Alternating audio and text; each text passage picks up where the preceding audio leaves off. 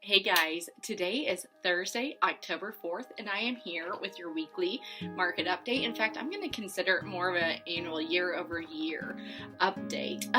Yesterday we had staff meeting, got the numbers. There weren't any big changes, but I thought to myself, let's really dive into this, being that we didn't have any changes, but also today we had an in-house training, and we started talking about the fact that back in 2015, our market was the same as it had always been. Nothing was really different at the time. In fact, I was a buyer and a seller in 2015, so we were buying in a seller's market, which is never fun, but we were also selling in a seller's market, which was great for us. But that fall, right around this time, the market went dead.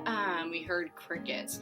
We thought it was due to the presidential election. Every election cycle we see that slow down, but it took much longer for things to pick up than it typically did, and ever since our market has definitely been different. So when I look at those numbers, going back to 2015, we were in a good year. It was very common, the activity.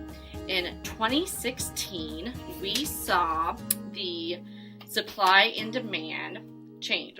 So in 2016, supply increased 11% and the demand was low. It was down 11% compared to 2015. Then in 2017, that trend had continued. The supply was up 17% over 2016, and that demand was down even more. It was down an additional 17 to 20% over 2016. Then this year, our inventory is up 7% over last year, but we don't really have a big change in that buyer demand. We know last year was slow at this time, this year remains slow. But when we take the end of our normal market compared to today, that supply has increased 35% and the buyer demand has decreased 28 to 31%. So we are definitely in a different marketplace. As we've been talking with sellers, homes are still selling. There are price points that are still doing really well. We're still seeing competing offers, but it's just becoming much more competitive.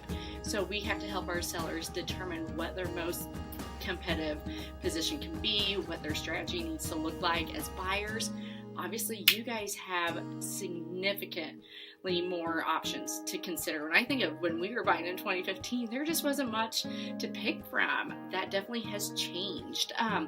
Fortunately, after the Federal Reserve met last week, we didn't really see a change in interest rates. They had actually changed a few days prior. So rates remain low. We're still below that 5% threshold that is still incredibly low when you think about it, but for some reason mentally we're like, if it gets over 5, the sky's gonna fall. It won't. But anyhow, things are just different. If you guys have questions as you're buying, as you're selling, and you want to know more about how these numbers impact you, definitely let me know. I'm a numbers junkie. I will break it down. I will spit it out every different way I need to for you. So hope you guys are doing well. Next week I will be in Kansas City for our annual Realtor conference, and hopefully I'll be able to give you guys a bit of an update from there. So see you then. Bye-bye.